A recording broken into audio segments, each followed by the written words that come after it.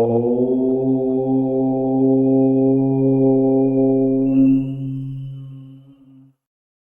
ओम।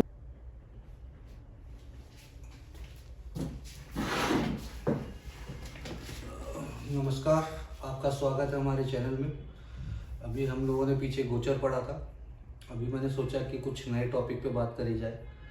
अष्टवर्ग की भी पूरी सीरीज आएगी हमारी। तो अभी मैंने सोचा कि अभी त्रिसठ आया पे भी एक वीडियो बनाई जाए। तो क्योंकि त्रिसठ आया के बारे में लोग बात बहुत कम करते हैं, तो मैंने सोचा इस पर भी एक वीडियो होनी ज़रूरी है। तो देखता हूँ मैं एक वीडियो में कंप्लीट हो जाता हूँ, ठीक है, नहीं तो इसकी दूसरी वीडियो भी ज़रूर डालूंगा साथ में। चलिए शुरू करते हैं। और अगर आपने अभी चैनल सब्सक्राइब नहीं करा है तो प्लीज़ लाइक और सब्सक्राइब जरूर कर दीजिएगा। त्रिसठ आया की बात करते हैं। त्रिसठ आया होता क्या है? त्रि मतलब थर्ड हाउस, तीन, त्रि मतलब तीन, षड मतलब सिक्स, आया आय, आय का हाउस कौन सा है? 11वां घर। तो थर्ड, सिक्स एंड 11th ये आपके त्रिसठ आया होते हैं, है ना। तो ये तीन त्रिसठ आया हो गए। उपचय भाव क्या होते हैं? 3, 6, 10, 11। इसमें सिर्फ 10 जुड़ जाता है, जो आपका 10th हाउस है वो इसमें जुड़ जाता है। 3, 6, 10, 11, तो ये उपचय भाव कहलाते हैं। अब त्रिसठ आया को क्यों हम इतना सीरियस लेते हैं, क्यों, क्या प्रॉब्लम करता है त्रिसठ आया, वो बात करते हैं। सबसे पहले त्रिसठ आया जो थर्ड हाउस है, थर्ड लॉर्ड है, वो क्या करता है? उसको हम कहते हैं काम, पुरुषार्थ। जो आपका रहता है वो काम पुरुषार्थ इससे करते हैं। सिक्स हाउस क्या है आपका? ये आपका क्रोध कहलाता है, गुस्सा यहाँ से देखा जाता है। 11th हाउस आपका क्या है? लोभ। काम, क्रोध, लोभ, तीन चीजें हैं, काम, क्रोध, लोभ। थर्ड, सिक्स एंड 11th ये त्रिसठ आया होता है। तो इनके लॉर्ड आपको कैसे प्रॉब्लम करते हैं अपने पीरियड में, कब प्रॉब्लम करेंगे कब नहीं करेंगे, उस पर हम बात करेंगे आज।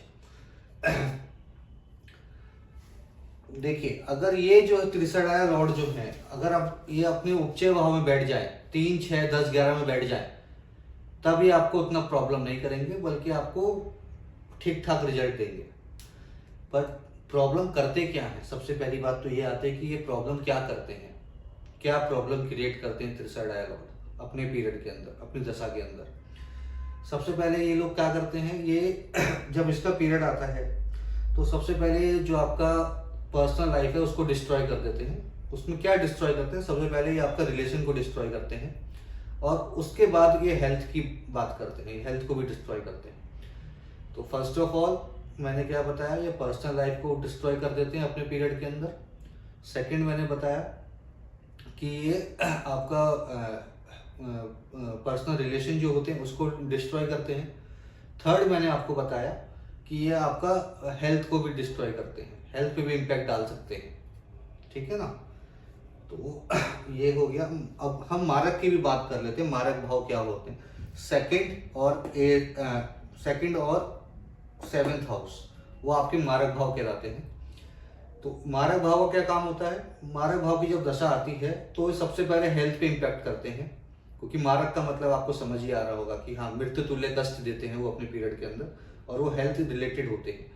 और हेल्थ के बाद ऐसा नहीं है कि सेकंड और 7th लॉर्ड सिर्फ हेल्थ का आपको इशू क्रिएट करेंगे, वो आपको जो है वो आपको भी क्या कहते हैं, आपके रिलेशन को भी डिस्ट्रॉय कर सकते हैं। मारक भाव के स्वामी भी आपके रिलेशन को डिस्ट्रॉय कर सकते हैं अपने पीरियड के अंदर। डिपेंड्स वो कहाँ बैठे हैं, किसके साथ बैठे हैं, लेकिन उनका पहला मोटिव होता है कि हेल्थ को डिस्ट्रॉय करना। त्रिसठ आय का पहला मोटिव होता है आपके पर्सनल रिलेशन को डिस्ट्रॉय करना, ठीक है। बिल्कुल उल्टा है इसमें, मारक और त्रिसठ आय में टोटली उल्टा है। पर ऐसा नहीं कह सकते कि ऐसा ही होगा कि मारक है तो आपको हेल्थ इश्यू ही देगा, वो आपका पर्सनल रिलेशन में भी प्रॉब्लम क्रिएट कर सकता है। वैसे त्रिसठ आया भी आपका हेल्थ का भी इशू दे सकता है, ऐसा नहीं कह सकते सिर्फ पर्सनल रिलेशन ही खराब करेगा, है ना। तो ये आपने देखा, मारक भी बता दिया, उपचय बता दिया, त्रिसठ आया क्या होता है वो बता दिया। अब त्रिसठ आया प्रॉब्लम क्रिएट कैसे करते हैं ये देखिए।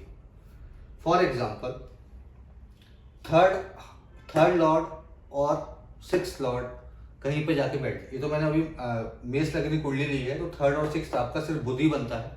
अगर कोई दूसरी कुंडली आप देखते हैं दूसरे लगन की जिसमें थर्ड और सिक्स अलग अलग बनता है और 11th अलग बन रहा है, वो तीनों जाके किसी हाउस में बैठ जाए, किसी भी हाउस में जाके बैठ जाए, तीनों third six and 11th Lord एक साथ मिलके किसी हाउस में बैठ जाए, उपचय भाव में नहीं होने चाहिए। उपचय भाव में वो रिजल्ट अच्छे देते हैं अपने। अगर ये त्रिसराय लॉर्ड उपचय भाव में जाके बैठते हैं तो रिजल्ट अच्छे देते हैं। उपचय भाव में रिजल्ट क्यों अच्छे देते हैं? उपचय भाव में कुछ कोई भी लॉर्ड बैठेगा तो रिजल्ट अच्छे ही देगा। क्यों देगा? उसका रीजन ये होता है कि उपचय भाव जो है टाइम टू टाइम आपका ग्रोथ करता है लाइफ के अंदर, टाइम टू टाइम आपको उसमें ग्रोथ होती है। लेकिन यहाँ पे ये कहा जाता है कि उपचय भाव में अगर आपके मेलेफिक प्लेनेट बैठे जाए, त्रिसराय लॉर्ड को मेलेफिक बोलते हैं, 3, 6, 11 के हाउसेस लॉर्ड को हम मेलेफिक बोलते हैं। अगर मेलेफिक प्लैनेट उपचय भाव में बैठ जाए, 3, 6, 10, 11 में आके बैठ जाए तो वो अच्छा रहता है आपके जीवन के लिए, क्योंकि यहीं पे तो सारी मार है। 3 आपका पुरुषार्थ हो गया, यहाँ पे अगर मेलेफिक बैठेगा तो आपका पुरुषार्थ को बढ़ाएगा। 6 यहाँ पे आपकी राइवलरी देखी जाती है, झगड़े देखे जाते हैं। अगर आपके पास यहाँ पे मेलेफिक बैठ जाता है तो वो आप उसमें जीत सकते हैं, आपको उसमें शक्ति मिलेगी। 11वां आपका वही डिजायर्स का हो गया, आपका लोभ हो गया। तो अगर वहाँ पे मेलेफिक प्लैनेट बैठ जाते हैं तो वो आपको डिजायर फुलफिल करने में ज़्यादा हेल्पफुल करेगा as compare to benefic planets, है ना। तो ऐसे देखा जाता है।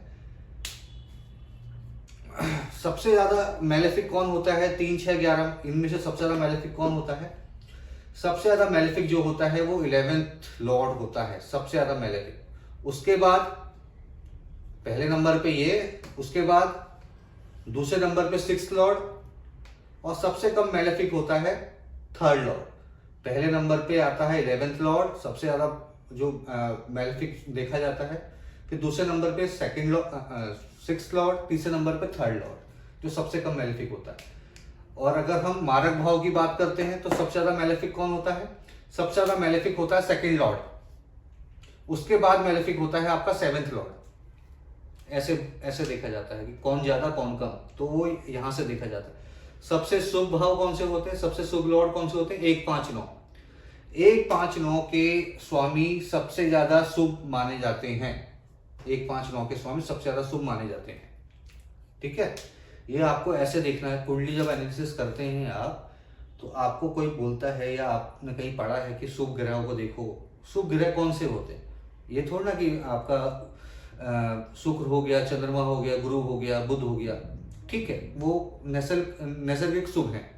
नैसर्गिक मतलब अपना उनका जो नेचर है वो बेनिफिक है, वो ठीक है, नेचर वाइज जो से कार्य करते हैं वो ठीक है। लेकिन हाउसेस की बात करते हैं, हाउस लॉर्ड कौन सा बना यहाँ पे शुभ। भले ही यहाँ पे आपकी मकर लगन कुंडली है तो शनि आपका बना लगन लॉर्ड, तो वो आपकी कुंडली में फंक्शनल बेनिफिक कहलाएगा। फंक्शनल बेनिफिक कह रहा हूं मैं नेचुरल बेनिफिक की बात नहीं कर रहा हूं, मैं फंक्शनल बेनिफिक की बात कर रहा हूं, जो कुंडली में बना आपका फंक्शनल बेनिफिक।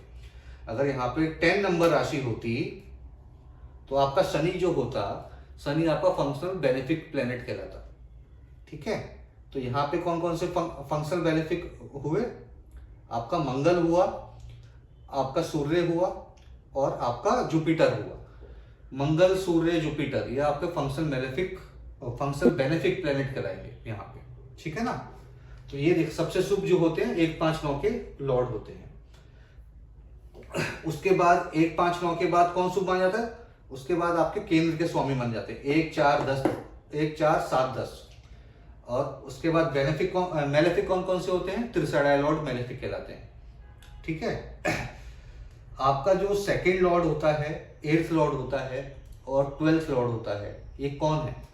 ये आपके सम ग्रह कहलाते हैं। 2, 8, 12 सम ग्रह कहलाते हैं। इनके पास जहां ये बैठेंगे, किसके साथ बैठेंगे, किसके साथ युति करेंगे, उसके हिसाब से ये अपना बिहेव करते हैं ये प्लैनेट्स। इनका अपना कुछ बिहेवियर नहीं होता है। 2, 8, 12 की बात कर रहा हूं, पर इनमें भी सबसे ज्यादा सम कौन सा होता है? 12वां होता है। इनमें सबसे ज्यादा 12वां होता है। क्यों होता है? क्योंकि 2nd तो ऑलरेडी मैंने बताया कि मारक भाव है, मेलेफिक है। ठीक है, इस रीजन से आठवां जो है, आपको पता है कुंडली में आठवां हाउस जो है प्रॉब्लम्स का होता है, तो वो भी आपका मैलेफिक हो गया। और आपका जो ये भाग्य भाव है उससे 12वां है, भाग्य भाव से 12वां है। काउंट कर लीजिए चाहे तो, 7, 8, 9, 10, 11, 12, भाग्य से 12वां है, तो मतलब भाग्य को ये नुकसान पहुंचाता है। 8th हाउस भाग्य का नुकसान करता है, तो इसलिए ये भी मैलेफिक हो गया। तो सबसे ज्यादा जो सम प्लेनेट हुआ वो 12th लॉर्ड हुआ, सबसे ज्यादा सम जो हुआ वो 12th लॉर्ड हुआ यहाँ पे। तो 2, 8, 12 को हम सम में गिनते हैं, 3, 6, 11 को हम मैलेफिक में काउंट करते हैं, 2, 7 को हम मैलेफिक में काउंट करते हैं, मारक भाव है। 1, 5, 9 सबसे ज्यादा शुभ, 1, 4, 7, 10 ये आपके ये भी शुभ कहलाते हैं, लेकिन 1, 5, 9 सबसे ज्यादा शुभ कहलाते हैं।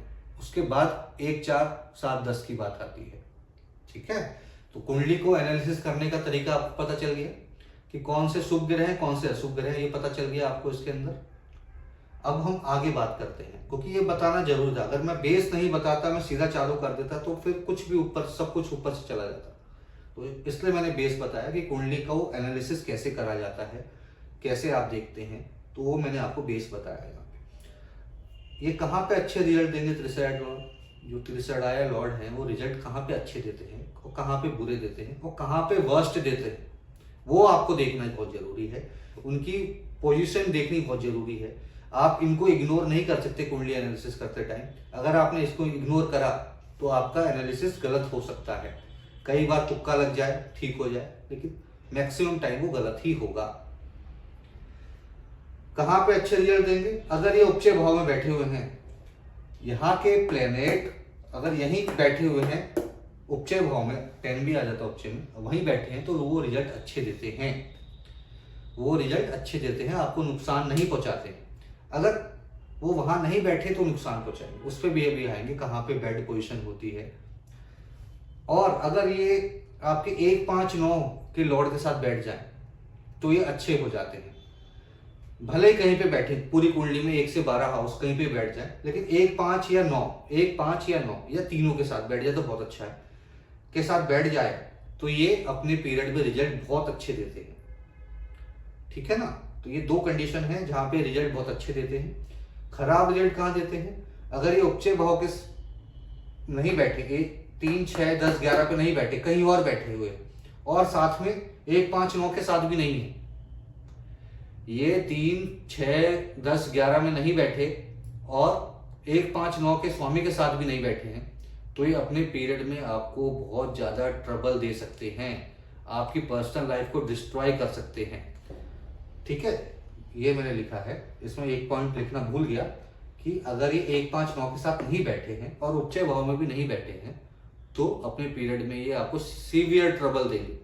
आप कुंडली एनालिसिस कर लीजिए चाहे कुछ भी, भले ये कहीं से पीड़ित ना हो, किसी से भी पीड़ित ना हो, शनि, मंगल, केतु, राहु से भी पीड़ित ना हो, और ये 12वें घर में चले गए फॉर एग्जाम्पल, और 1, 5, 9 का कोई प्लेनेट नहीं है, ना कोई दृष्ट कर रहा है 12वें घर को, 1, 5, 9 का कोई प्लेनेट ना कोई दृष्ट कर रहा है, ना वहां पे कोई बैठा है, और ये आपके त्रिसैड़ा लॉर्ड 12वें घर में चले गए, तो आपको ये बहुत प्रॉब्लम क्रिएट कर सकते हैं। आप अपने, हो सकता है कि आपको हॉस्पिटलाइज कर दे, हो सकता है आपको हॉस्पिटल, आपको मान लो for example 3rd Lord 12th में चला गया त्रिसैड़ाया और किसी के साथ नहीं बैठा है 1, 5, 9 के साथ, और 1, 5, 9 के स्वामी के साथ दृष्ट भी नहीं है, देखा भी नहीं जा रहा है, तो हो सकता है कि आपके छोटे भाई बहन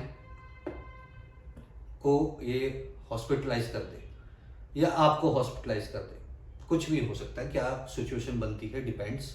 तो ये कर सकता है, ये है ना, आपके छोटे भाई बहन के साथ आपके रिलेशन खत्म कर दे, ये भी, क्योंकि ये लॉसेस का घर है, ये छोटे भाई बहन का घर है, तो आपके छोटे भाई बहन के साथ आपका रिलेशन खत्म कर दे, ये भी हो सकता है। ठीक है, तो हम इसको ऐसे देखते हैं। एक मैंने इसमें एग्जाम्पल लिया हुआ है, मैंने क्या कहा है कि 3, 6, 11 का स्वामी, 3, 6 का स्वामी तो बुध हो गया, 11 का स्वामी शनि हो गया, ये कहाँ आके बैठ गए? ये आपके 9th हाउस में आके बैठ गए। तो ये क्या कर सकता है यहाँ पे आके, आप सोचिए एक बार, ये आपके फादर के साथ झगड़े कर सकता है, आपके फादर के साथ कन्फ्लिक्ट हो सकते हैं, और वो छोटे मोटे नहीं होंगे, वो बड़े लेवल पे होंगे।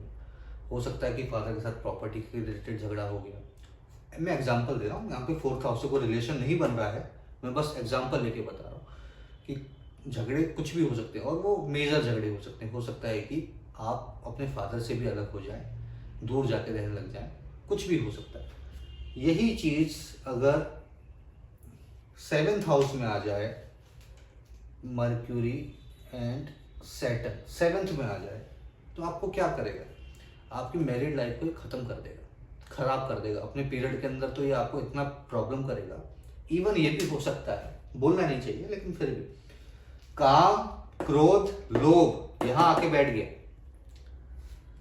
हो सकता है कि ये अपने पार्टनर का मर्डर कर दे, मार दे उसको, और फिर आके पूछे किसी आपके और हमारे जैसे ज्योतिषी से आके पूछे कि क्या मैं बच जाऊंगी या मैं बच जाऊंगा, मेरे को कहीं पुलिस पकड़ तो नहीं लेगी।